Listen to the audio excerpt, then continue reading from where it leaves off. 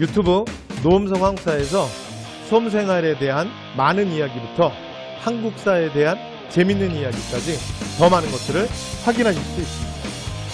구독, 좋아요, 알람 설정 부탁드립니다. 자, 그 다음 조선계관사. 그러니까 이 부분은 교재에 없는 부분인데 같이 왕 이름만 한번 적어보시죠. 그러면서 자, 기본적으로 우리가 조선왕조 500년 하는데, 근데 19세기는 어차피 시험에 거의 안 나오거든요. 저희 시험에. 근데 아무래도 그 다른 시대보다는 자, 국왕과 관련된 것들이 조금 더 이제 전체 교과과정 자체에 자세하게 서술되고 있기 때문에 기본적인 틀을 여러분들이 좀 가지고 그 다음에 단원에 들어가면 어떨까. 그래서 이 부분은 사실 지금 좀 시간이 없지만 제가 추가를 시킨 부분이었습니다. 자, 그래서 지난 시간 말씀드렸던 게 15세기 자, 통치체제를 정비한 똘똘한 5명의 국왕들에 대한 이야기였고요. 그래서 태태, 세세성, 그쵸? 그래서 왕권강화, 유교정치, 왕권강화, 유교정치. 자, 그리고 16세기는 이제 아픈 조선이에요. 아픈 조선. 그래서 자, 지난 시간에 15세기까지 말씀드렸고 16세기로 가볼게요. 자, 일단 시작부터가 좀 불길하죠. 자, 시작부터 스타트가 연산군이야. 연산군. 그래서 조선의 27명의 국왕 중에 그 마지막까지 묘호를 받지 못한, 그러니까 우리가 이렇게 지금 부르는 거를 고려 조선 시대는 뭐라 그러냐면 묘호라 그러거든요.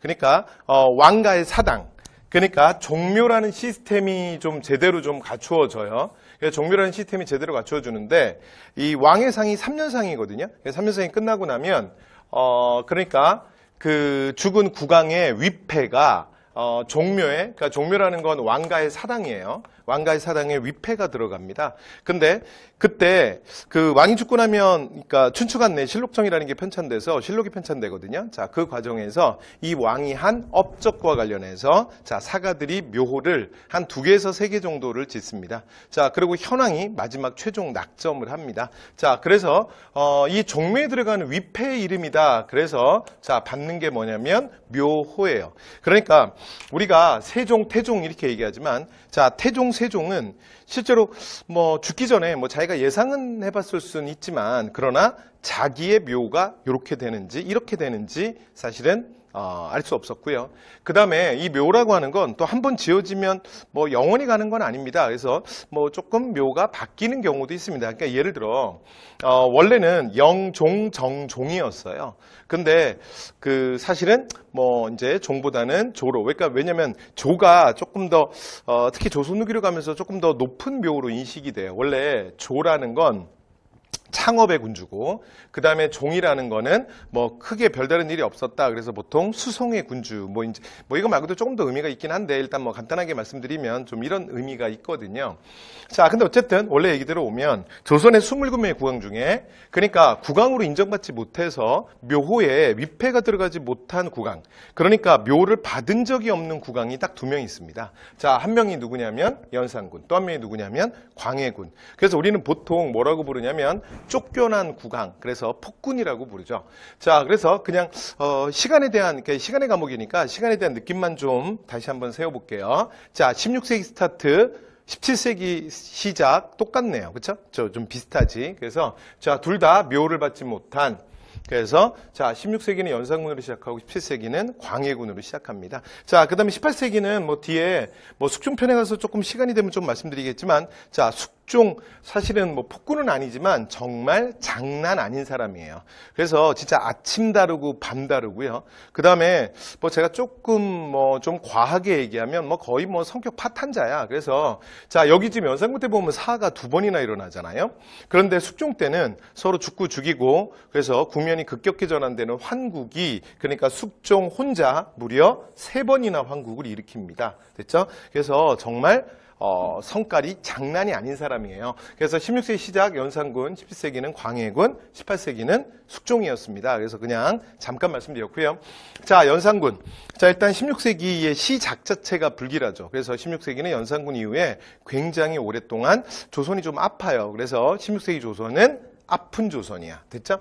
자, 그래서 자, 이제 연산군 때 사화가 2번입니다. 무오사화, 갑자사화. 됐죠? 자, 좀 더 구체적인 얘기는 본문에 가서 하도록 하고 일단 이름만 소개할게요.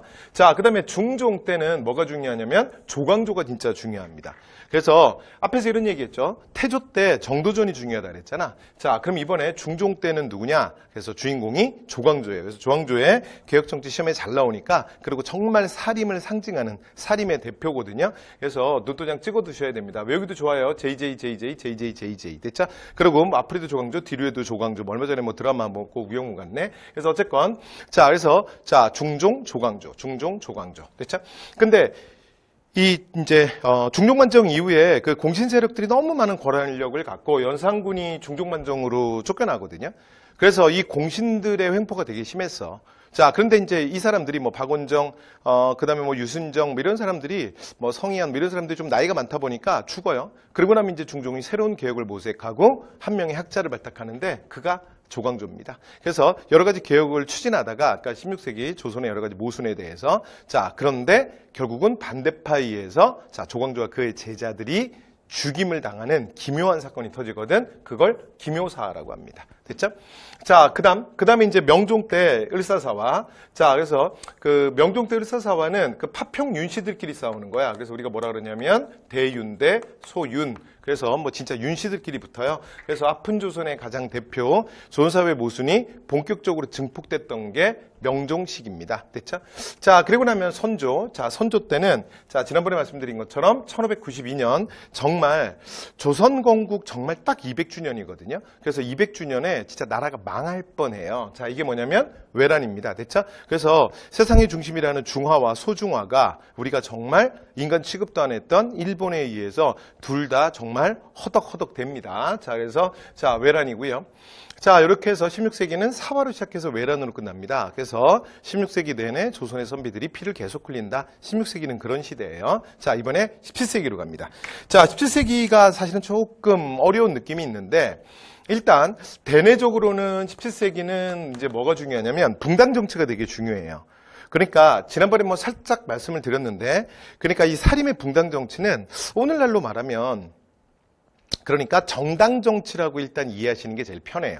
그러니까 오늘날도 보면 한국 정치권에 뭐 그 국민의힘 그다음에 뭐 민주당 뭐 이런 거 있잖아요. 그래서 뭐 그런 게 소위 말해서 조선의 붕당이다. 일단 이렇게 이해해 주시면 될 것 같고요. 그래서 17세기는 뭐가 제일 중요하냐면 17세기는 그러니까 어떤 정당이 집권 여당이냐. 그러니까 어떤 붕당이 정권을 잡고 있느냐. 이게 일단 1차 포인트를 맞추셔야 되고요. 자, 그다음에 두 번째, 대외적으로 조선의 변화가 좀 생겨요.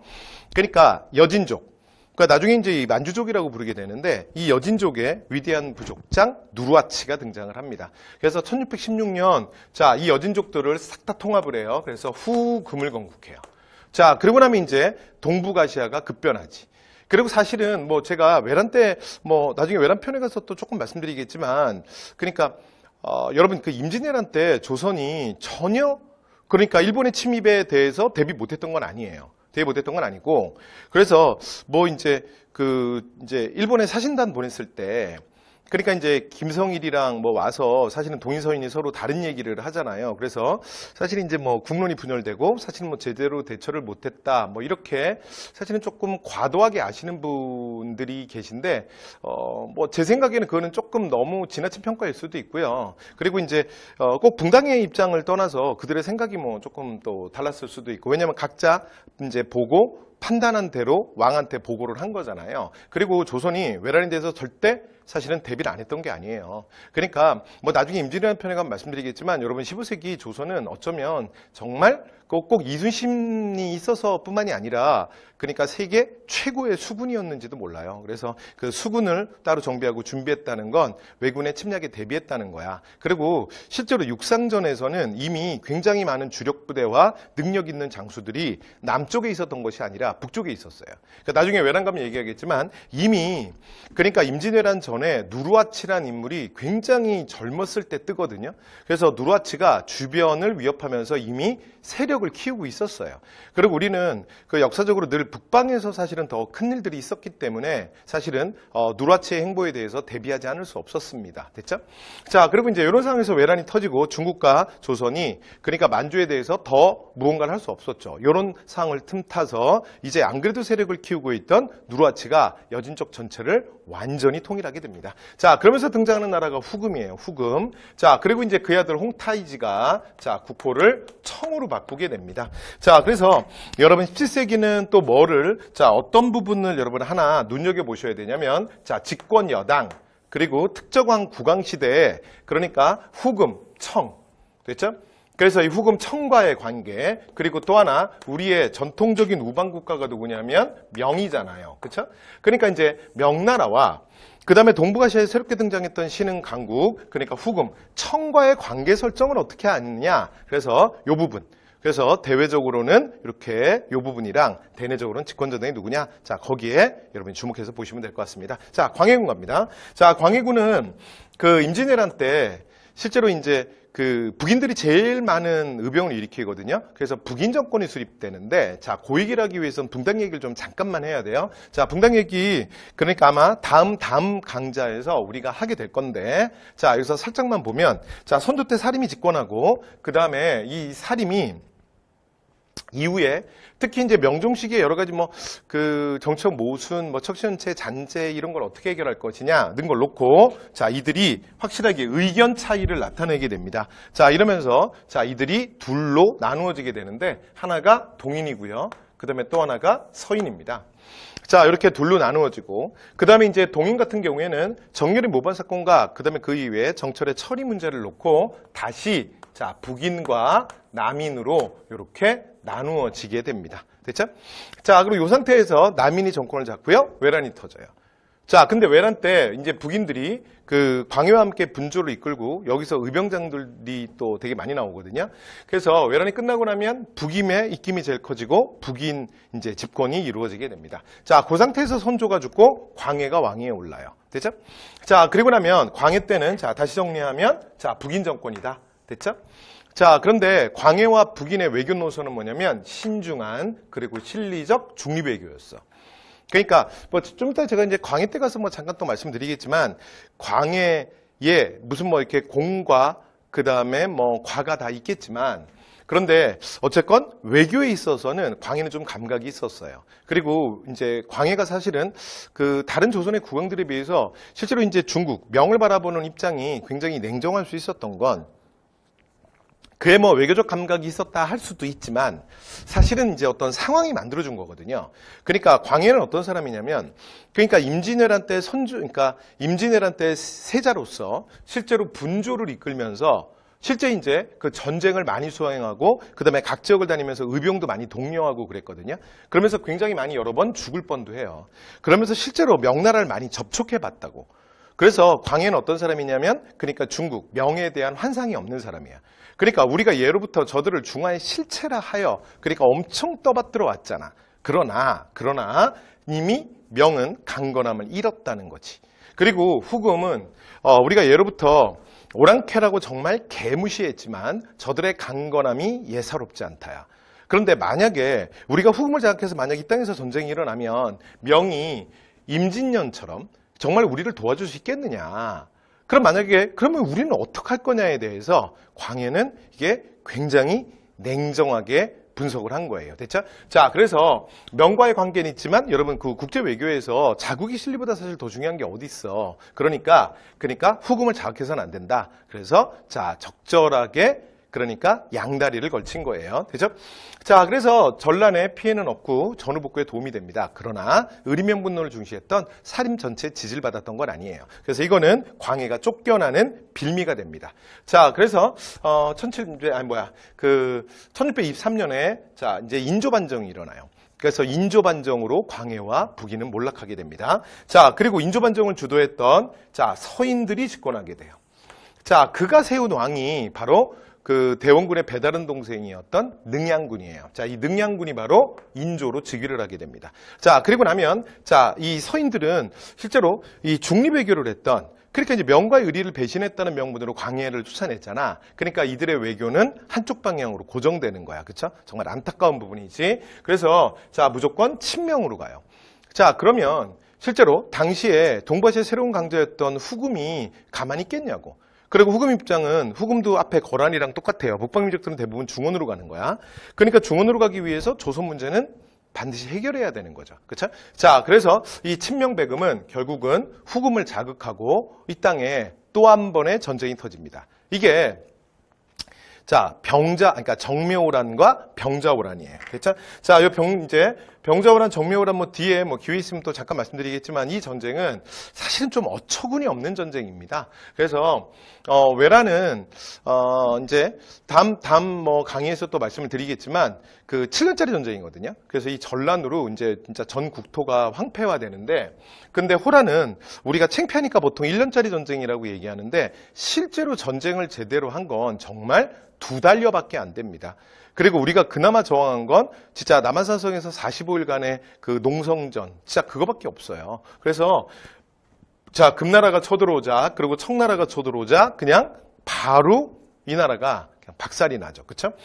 자, 그러면서 이때 호란으로 그 인조는 3전도의 굴욕을 당합니다. 됐죠? 네, 그래서 좀 냉정하게 얘기하면 조선은 사실 이때 한번 망했던 거 아니냐 이렇게 말하는 학자들도 있어요. 자, 어쨌든 간에 자, 이게 호란. 그리고 이제 더 어이없는 건 사실은 명과 의리를 지키기 위해서 온 나라가 그 난리가 났잖아요. 그렇죠? 그것도 도대체 전쟁하자고 말했던 인간들은 도대체 뭘 믿고 했던 거야? 아니 그럼 최소한 그 말을 할 거면 이게 국민들의 생명이 달린 문제인데 그냥 입만 가지고 나불나불 된다고 될 일은 아니잖아요. 그러면 준비는 최소한 해야 될 거 아니야. 근데 어떻게 전쟁이 2달 만에 끝나요? 근데 여기서 어이없는 게 끝나지 않아. 그 다음은 뭐냐면 우리가 그렇게 죽고 못 살았던 정말 이 나라의 백성들이 죽는 한이 있더라도 명과 의리는 저버릴 수 없다. 그러면서 조선의 사대부들이 당시에 사실은 척화론, 그러니까 주전론을 주장했거든요.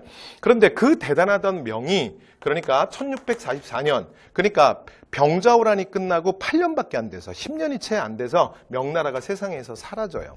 자, 그리고 중국 전체, 대륙 전체의 주인이 청나라가 됩니다. 됐죠? 네, 정말 어처구니가 없죠. 자, 그 상황에서 인조의 첫째 아들 소인세자는 의문의 죽음을 당하고 반청의식으로 똘똘 뭉친 둘째 복림대군이 왕위에 올라요. 그가 바로 효종입니다. 됐죠?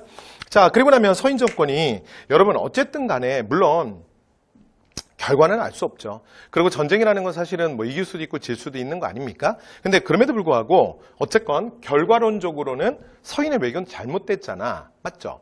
왜냐면 정말 명은 후금, 청을 당하지 못했고, 그리고 진짜 청이 대륙의 주인이 됐고, 그리고 우리는 사실은 이 환난을 당했잖아. 그렇죠? 그러면 서인이 책임지고 물러나야 될 거 아니야? 그런데 우리가 사실 오늘날 정치에서도 보지만 절대 책임지지 않아요. 그렇죠? 자, 서인은 자기들이 맞았다는 거야. 자, 그리고 그러니까 저 나쁜 놈들, 저 오랑캐들에게 복수해야 된다. 그러면서 안보 이슈를 들고 나와요. 자, 이게 뭐냐면 북벌론입니다. 여기서 말하는 북은 뭘 얘기하는 거야?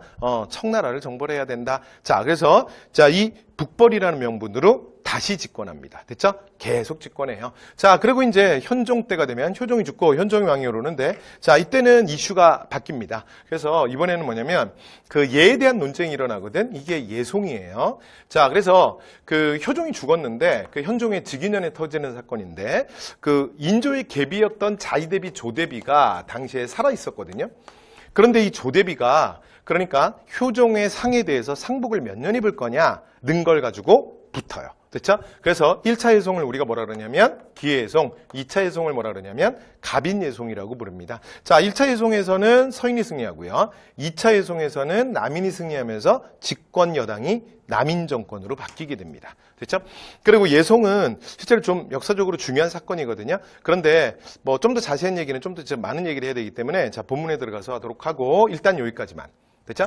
자, 그래서 다시 한번 정리하면 17세기는 집권 여당이 누구냐? 대외관계를 어떻게 포지셔닝을 하느냐. 그래서 광해군, 북인의 중립외교, 그리고 인조 때 서인의 친명배금, 결과는 호란. 그리고 자, 효종 때 서인이 계속 집권한다 그랬죠? 서인의 북벌론. 자, 그리고 현종 때는 예에 대한 논쟁으로 좀 이제 이슈 체인지가 돼요. 자, 그래서 기예송 때까지 서인이 집권하고 갑인예송에서 정권이 남인 정권으로 바뀝니다. 자, 그러니까 한마디로 말하면 17세기 제가 지금 말씀드린 집권 여당은 자, 북인으로 시작해서 남인으로 끝나고요. 가운데는 싹 다 서인입니다. 됐죠? 서인이 가장 오래 집권하네. 자, 그다음 18세기 탕평. 그래서 이번에는 자, 앞에서 말씀드린 것처럼 왕이 그 붕당의 관계에 개입을 해서 인위적으로 조정하겠다. 그러면서 오히려 사실은 붕당 정치를 변질시키는 거다라고 말씀을 드렸죠. 자, 그중에 경신왕국이 뭐 가장 중요한 사건인데 자, 1680년 자, 경신왕국 때 보세요. 남인 정권에서 이제 2차 대전이 끝나고 나면 좀 이따 현종이 죽어요. 그리고 그의 어린 아들 숙종이 왕이 오르거든. 그러면 초기에는 여러분 남인 정권이잖아. 그쵸? 그런데 이 상황에서 여러분 환국이라는 건 뭐냐면 국면이 급격히 전환되는 거야. 너무 심하게. 됐죠? 자, 그래서 이제 우리가 뭐라 그러냐면 이게 누구 때문이냐면 숙종 때문인데 숙종이 그러니까 실제로 이때 처음으로 이제 박세철이라는 학자에 의해서 탕평이라는 개념이 제안은 돼요. 그러나 숙종이 완전히 편당적으로 이제 전국을 운영을 합니다. 그래서 편당적인 건데, 그러니까 특정한 정당에 정권을 줄 때 완전 치우치는 거야. 됐죠? 그러니까 남인 정권이랑 하다가 남인들 마음에 안 들잖아요. 그러면 남인들을 싹 다 옷벗기고 그 다음에 서인에게 100% 정권을 넘겨주는 거야. 그리고 이제 서인이랑 접권하다가 또 서인이 마음에 안 들잖아요. 그러면 서인에게 정권을 뺏어서 완전히 서인 다 옷벗기고 남인에게 100% 넘겨주는 거야. 자, 이런 편당적 조처로 인해서 환국이 무려 3번이나 일어나게 됩니다. 그래서 서인에서 남인에서 다시 서인으로. 됐죠? 그리고 이 과정에 서인도 노론과 소론으로 다시 나누어지게 됩니다. 자, 이 얘기는 뭐 뒤에 가서 또 하도록 하고. 자, 그리고 그래도 좀 탕평이라는 개념이 어느 정도 좀 자리 잡는 건 영종조 이후예요. 자, 영조와 근데 정조의 탕평이 좀 다르거든요. 자, 영조의 탕평은 부드러운 탕평입니다. 그래서 뭐라 그러냐면 왈론 탕평이라 그래요. 그래서 왈론 탕평의 핵심은 뭐냐면 시비를 논하지 않는 거예요. 그래서 자, 누가 옳고 그름을 자, 논하지 않고, 그러니까 우리 모두가 다 시시비비가 있지 않겠냐, 잘하고 잘못한 게 있지 않겠냐. 그런데 사실은 그래도 우리는 뭐 다 같이 갈 수 있다. 그러면서 적당하게 절충해서 다 같이 가자. 이게 부드러운 탕평, 영조의 왈론 탕평이에요. 자, 그러나 정조는 조금 다릅니다. 정조는 그렇게 안 하겠다는 거야. 자, 정조는 자, 시시비비를 명명백백히 밝히겠다는 겁니다. 그러한 준엄한 탕평이에요. 그래서 정조의 탕평은 그러니까 만약에 정책을 위반을 하던가 무언가 예를 들어 뭐 국무회의에서 주장을 할 때는 그 주장은 할 수 있으되 그 책임을 엄히 묻겠다야. 그러니까 자기가 말하고 자기가 어떤 정책을 위반했을 때는 그 책임을 져라야. 됐죠? 자, 그래서 시시비비를 명명백백히 가리겠다라는 준엄한 탕평이에요. 됐죠? 자, 이렇게 해서 영종조의 탕평 얘기했고요. 좀 더 구체적인 얘기는 영종조 워낙 중요한 부분이라 그래서 나중에 자, 본문에 가서 다시 말씀드리도록 하겠습니다. 그다음 일단 입에만 한번 붙이고 갈게요. 그냥 그대로. 자, 그래서 영조니까 왈론 부드러운 거고요. 자, 정조니까 줄론 준엄한 거. 좀 더 강경한 입장이야. 됐죠? 자, 이렇게 해서 강력하게 왕권 강화하던 정조가 1800년에 갑자기 죽어요. 이건 지난번에 얘기했죠? 자, 그러면서 조선 정치가 파행으로 치닫게 됩니다. 그래서 3대 60년간 세도 정치. 됐죠? 그래서 누가 등장하기 전까지? 자, 대원군이 등장하기 전까지. 그리고 대원군이 등장하는 요 시기부터를 우리가 근현대사로 분류해서 조금 다른 방식으로 교과서 서술이 돼요. 그래서 근현대사 파트에 가서 말씀을 드리도록 하겠습니다. 자, 이렇게 해서 조선왕조 500년 지난 시간에 이어서 자, 빠르게 전체 그러니까 세기별로 해서 그러니까 좀 더 정확하게 말씀드리면 5개가 아니라 한 4덩어리 정도죠. 19세기는 뭐 그냥 가볍게 보시면 되니까. 그래서 이렇게 요 얘기들이 이제 이후에 진행이 될 겁니다. 됐죠? 자, 이렇게 해서 자, 전체적인 조선사 얘기 한번 좀 말씀드렸고요.